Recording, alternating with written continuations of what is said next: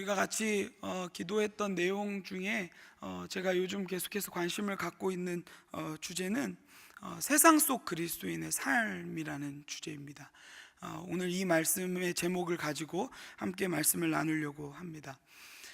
거치는 세상 가운데서 그리스도인으로 살아간다는 것이 참으로 쉽지 않은 문제인 것 같습니다.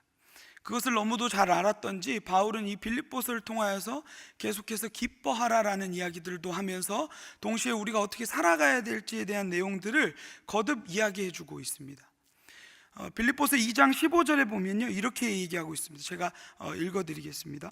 이는 너희가 흠이 없고 순전하여 어그러지고 거스르는 세대 가운데서 하나님의 흠 없는 자녀로 세상에서 그들 가운데 빛들로 나타내며, 세상 가운데 우리가 빛으로 살아내야 될 것이라는 것을 계속해서 빌립보서를 통하여서 바울은 이야기해 주고 있습니다. 빌립보서 1장부터 이제 내용은 빌립보서 이제 시작을 알리고, 그리고 이제 기도의 내용들, 감사의 기도, 그리고 빌립보 교회를 향한 도고의 기도, 그리고 나서 이제 바울의 상황에 대한 이제 이야기들을 풀어내면서, 동시에 이제 우리가 읽었던 이 말씀부터는 이제 빌립보 성도들이 어떻게 살아가야 될지에 대한 내용들을 이야기해 주고 있습니다. 근데 제가 이 제목을 정하면서 세상 속 그리스도인의 삶이라는 것이 얼마나 버거운 주제인지 사실은 잘 모르겠습니다. 제가 이 제목을 계속해서 곱씹으면 곱씹을수록 세상 속 그리스도인들의 삶의 방식은 다름을 추구하는 방식이어야 되는데, 그 다름을 추구하는 방식이 너무도 쉽지 않다는 것을 잘 알기 때문에 이 말씀을 준비하면서도 마음이 어려웠던 부분이 있었던 것 같습니다. 저는 주일 저녁에 이제 간증하는 시간과 또 담임 목사님께서 나와서 말씀을 전해주는 시간을 통하여서 여호수아 3장 말씀을 잠시 인용을 하셨는데요, 여호와께 성결하라라는 이 말씀을 이제 이야기를 해주셨는데, 너무 머리로는 잘 알고 있는 말씀이었습니다. 그리고 심지어는 암송도 하는 말씀이었는데, 그 말씀이 계속 제 마음 한편에 남아있는 겁니다. 왜냐하면요, 세상 가운데서는 사탄은 계속해서 우리 안에 있는 죄성은 계속해서 우리를 하나님께로 성결한 것을 방해하고 있기 때문입니다.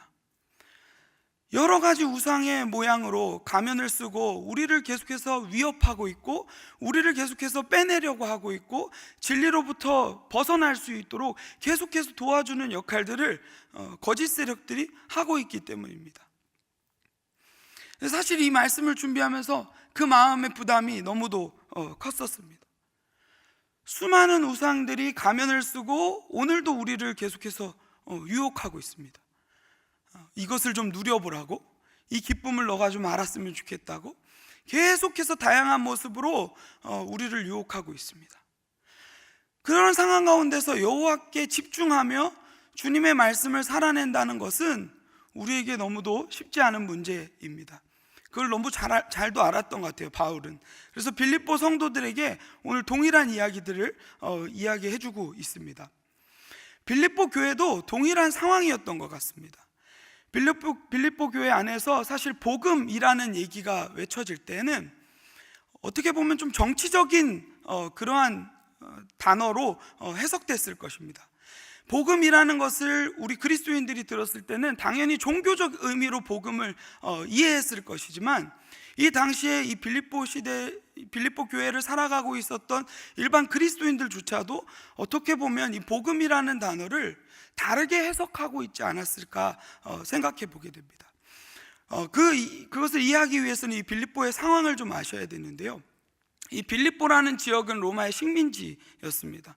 그리고 전역한 로마 이제 군인 중에 전역한 군인들이 많이 거주하고 있던 이제 도시고, 그러한 상황 가운데서 이제 로마의 시민권이, 거리가 먼데도요, 로마의 시민권이 부여됐던 그러한 도시였습니다. 그러니까 어떻게 보면 이 복음, 그들이 이해했던 이 복음은요, 로마 제국의 복음에 더욱더 가까웠다라는 것을 이야기해 주고 있습니다. 사실 복음이라는 단어는요, 그리스도인들이 먼저 쓰지 않았습니다. 로마 황제 그리고 로마 제국의 그러한 통치 안에서 그 시민권을 누리고 그 특권을 누리는 자들의 단어였던 거죠. 이 복음이라는 단어가 여러분들 잘 아시는 것처럼 유앙겔리온이라는 단어인데요, 유가 좋다라는 뜻이고 기쁘다라는 뜻이고, 이제 안겔리온이 이제 소식이라는 뜻입니다.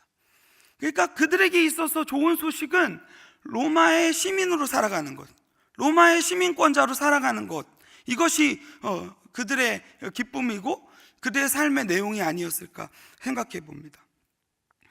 그러한 삶의 방식으로 살아가고 있는 자들에게 바울은 얘기해 주고 있는 것이 있습니다. 오늘 본문의 27절의 말씀입니다. 오직 너희는 그리스도의 복음에 합당하게 생활하라. 오직, 여기서 오직이라는 단어는 어떤 상황이 너희들에게 닥쳐도 너희는 그것을 향하여서 마음을 두고, 그것을 향하여서 시선을 두고, 그것을 향하여서 달려가라 라는 뜻을 가지고 있습니다. 바울은 사실 빌립보서 1장에만 해도 복음이라는 단어를 6번이나 사용했습니다. 근데 오늘 본문에서는 그 복음이라는 단어 앞에 수식어를 붙입니다. 그게 무슨 단어입니까? 그리스도의 복음. 왜 굳이 그리스도의 복음이라고 얘기했을까요? 아까 제가 바로 전에 말씀드렸다시피 그 당시에 복음을 잘못 이해하고 있고 복음을 다르게 해석하고 있는 자들에게 너희들이 살아갈 그 복음의 내용은 그러한 내용이 아니다. 그리스도로 인하여서 온전히 성취된 그 복음을 붙잡고 우리는 살아가야 된다. 이것이 그리스도인의 삶이다 라는 것을 이야기해주고 있는 것입니다. 더욱더 그것을 확증하는 이야기들을 바울은 이어갑니다. 그리스도의 복음에 합당하게 생활하라. 여기서 이 생활이라는 단어는요, 제가 이제 그 말씀 인용 구절로 좀 방송실에 요청을 했는데요, 3장 20절에 나오는 단어의 동사형으로 쓰여진 겁니다. 함께 우리 같이 읽어봤으면 좋겠습니다. 시작. 그러나 거기로부터 구원하는 자 곧 주 예수 그리스도를 기다리노니. 여기서 이 그러나 우리의 시민권, 이 시민권이라는 단어가 오늘 1장 27절에 나오는 이 생활이라는 단어로 풀어지는 겁니다.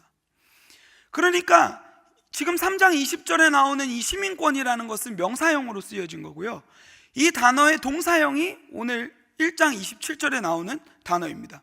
사실상 성경에서 생활하다라는 단어가 사용될 때는요, 이 단어가 사용되지 않았거든요.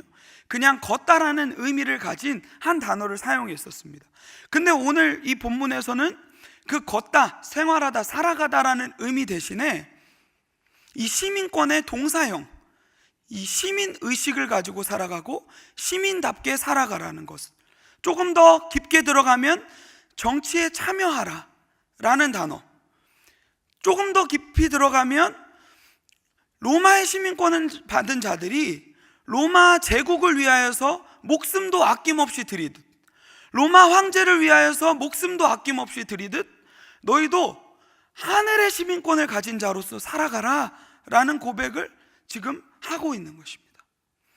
사실 우리 오늘 찬양으로 불렀던 이 찬양의 가사들이 이 내용을 얘기해 주고 있습니다. 우리의 두 발은 땅을 디디고 있지만 우리의 심령은 하늘을 걷는 사람들이라는 사실을 우리는 한시도 잊으면 안 됩니다.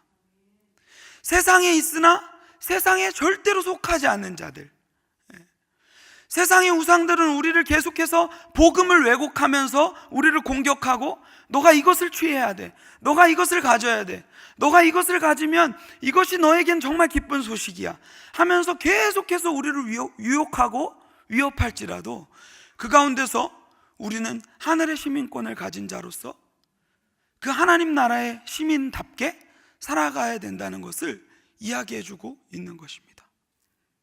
저는 이 말씀이 빌립보 교회에도 유효한 말씀이지만 오늘날 우리 이 시대 가운데도 너무 필요한 말씀인 것 같습니다.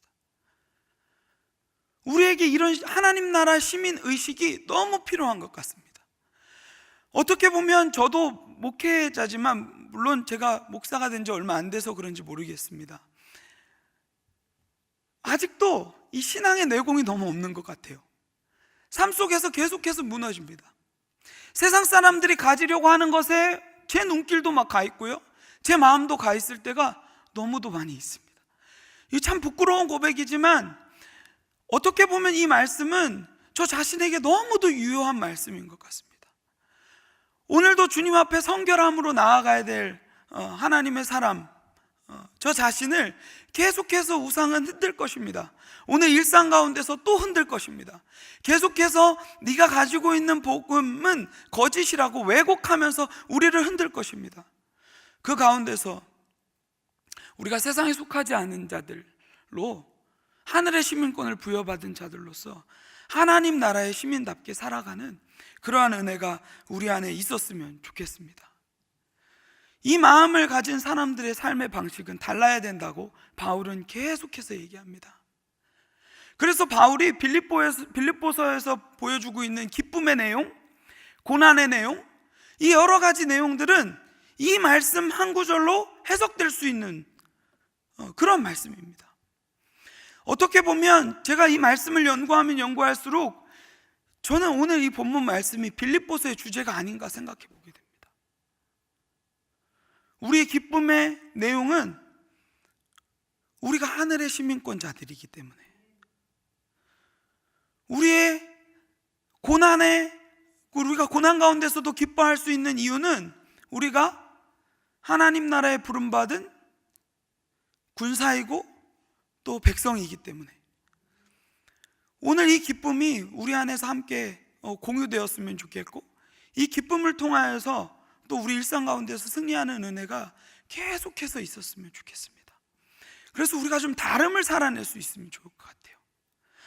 로마 제국의 복음이 상징하는 내용은요, 힘, 능력, 복수, 착취, 이러한 것들이었을 것입니다. 근데요, 우리 하나님 나라의 복음은요, 그 가운데서도 섬김, 사랑, 화평, 그것을 도모하는 일들인 겁니다. 그러니까 결국은 이 두 가지는 양립할 수가 없습니다. 로마 제국에 있는 그 복음과 하나님 나라의 복음은 양립할 수 있는 존재가 아닙니다. 우리는 다른 가치를 살아내야 됩니다. 하나님 나라의 시민으로 부름받은 우리는 그리스도처럼 사랑하고, 그리스도가 여기 그리스도의 복음이라고 되어 있는데 그리스도가 보여주신 모든 삶의 내용이 그것이 복음이기 때문에 그것을 살아내야 되는 사람들이라는 것을 우리가 확신하며 나아갔으면 좋겠습니다. 바울은 거듭해서 계속 얘기합니다. 이는 내가 너희에게 가보나 떠나 있으나 너희가 한 마음으로 서서, 지금 세 가지를 이제 얘기를 하고 있는데요, 너희가 한 마음으로 서서 또 그리고 한 뜻으로 복음의 신앙을 위하여 협력하는 것과, 또 세 번째, 무슨 일에든지 대적하는 자들 때문에 두려워하지 아니한다. 하늘의 시민권을 가진 자들은 이러한 모습으로 살아가야 된다는 것을 얘기해 주고 있거든요. 여기서 너희가 한 마음으로 서서라는 이 말은요, 여러분들이 그 전쟁 영화 같은 거, 특별히 옛날 전쟁 영화를 보면 이제 이 병사들이 이 팀을 이루어 가지고 이 방패를 앞장 세우고 이렇게 밀고, 그냥 여기에는 다른 총검술이 없습니다. 그냥 방패를 앞에다 두고 쭉 밀고 나가는 거예요, 하나 되어서. 그 마치 이 세상의 거센 파도와 이 우상들이 우리를 계속해서 여러 가지 다양한 기술을 통해서 우리를 공격할 때에 너희들은 한 팀이 되어서, 우리 교회는 한 팀이 되어서, 우리 그리스도인들은 한 팀이 되어서 방패를 들고 계속해서 전진해야 된다는 것을 이야기해 주고 있습니다. 그러면서 한 뜻으로 복음의 신앙을 위하여 협력하는 것을 이야기해 주고 있습니다. 운동 경기를 할 때 팀워크가 굉장히 중요하듯이 우리가 한 팀이 되어서 이 거스르는 세상 가운데서 한 마음으로 협력하여 이 모든 전투 가운데 승리를 외칠 수 있는 그러한 동역을 해야 된다라는 것을 얘기해 주고 있습니다. 무슨 일에든지 대적하는 자들 때문에 두려워하지 말아라 얘기하고 있습니다. 어떻게 보면 시민을 가장 위협하는 것이 이 두려움이라는 장애물일 것 같습니다. 그리스도인으로 산다는 것은 결국은 다름을 추구하는 거거든요. 세상의 가치와 세상의 세계관에 속하지 않고 그것을 다름을 추구하고 살아가야 되는데, 그것이 너무 힘든 이유는 뭡니까? 그것을 따르는 순간 내가 바보 되는 것 같고,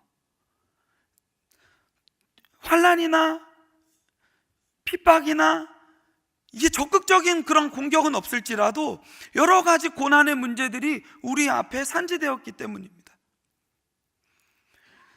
그럼에도 불구하고 너희들은 하늘의 시민권을 가진 자들이기 때문에 우리는 그런 고난 가운데서도 당당히 나아가야 된다라는 것을 이야기해 주고 있는 겁니다. 하나님께서 우리에게 특권을 주셨다고 바울은 그 이후에 또 이야기해 주고 있습니다. 29절에 그리스도를 위하여 너에게 은혜를 주신 것은 다만 그를 믿을 뿐 아니라 또한 그를 위하여 고난도 받게 하려 하심이라. 두 가지 특권을 누리고 있다고 우리 그리스도인들을 향하여서 얘기해 주고 있거든요. 첫 번째 특권은 뭐냐면 그리스도를 믿는 특권입니다. 그분을 믿는 것 아무나 할 수 있는 거 아닙니다. 주님께서 전적인 주님의 은혜로 된 것이고, 주님께서 우리를 택하셨기 때문에 그 은혜 앞에 우리는 나아갔을 뿐입니다. 그분을 믿는 믿음을 우리에게 또 주셨고요, 또 동시에 무엇을 주셨냐면, 저는 이것이 특권이라는 사실을 늘 잊고 사는 것 같아요. 고난도 특권이라는 겁니다. 고린도후서 4장 10절에 보면요, 바울은 이런 얘기를 합니다. 그리스도의 죽음을, 예수의 죽음을 내 몸에 항상 짊어짐은 그리스도의 생명 또한 나중에 나타나게 될 것이라는 사실, 그것을 바울은 믿었거든요. 그러니까 고난도 자기에게는 유익이라고 얘기하고 있고, 심지어는 죽음마저도 그것이 유익이라고 얘기하고 있는 겁니다. 바울은 철저히 고난을 특권으로 해석했고, 은혜로 해석했고, 선물로 해석했더라고요. 왜냐하면요, 그리스도인의 삶의 양식을 담고 있는 단어가 바로 고난이거든요. 그러면 그리스도의 삶의 방식과 태도와 목표가, 그 목표에 우리가 함께 동참할 수 있다는 것이 얼마나 은혜인가라는 것을 바울은 이야기해 주고 있는 겁니다. 그래서 여기서 여러분들이 잘 알고 있는 내용이죠. 2장의 내용들, 그리스도의 이 종된 모습으로 이 땅 가운데 오시고, 그러한 모습으로 우리 낮아지시고 섬기시고, 그러한 모습들을 우리가 왜 우리 안에 채우고 살아갈 수 있냐면, 그리스도의 생명 또한 우리 안에 살아서 역사하기 때문인 겁니다. 너희에게도 그와 같은 싸움이 있으니 너희가 내 안에서 본 바요 이제도 내 안에서 듣는 바니라. 바울의 이 권고가 우리의 오늘 삶의 현장 가운데 나타났으면 좋겠습니다. 오늘도 우리는 이 일상 가운데서 세상 사람과 다를 바 없이 일상을 살아내며 살아갈 것입니다. 근데 우리의 다름은 어디 있습니까? 우리의 정체성에 있는 것입니다. 우리는 하나님 나라의 시민답게 살아가야 될 그 정체성에 있는 겁니다. 그래서 하나님 나라의 시민답게 말하고, 하나님 나라의 시민답게 살아가는, 행동하는 그러한 은혜가 오늘 우리 삶 가운데 계속해서 이루어졌으면 좋겠습니다. 3월에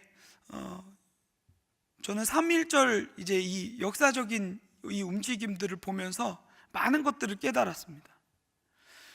우리 이 선배들이 어떻게 이 나라를 지킬 수 있었을까?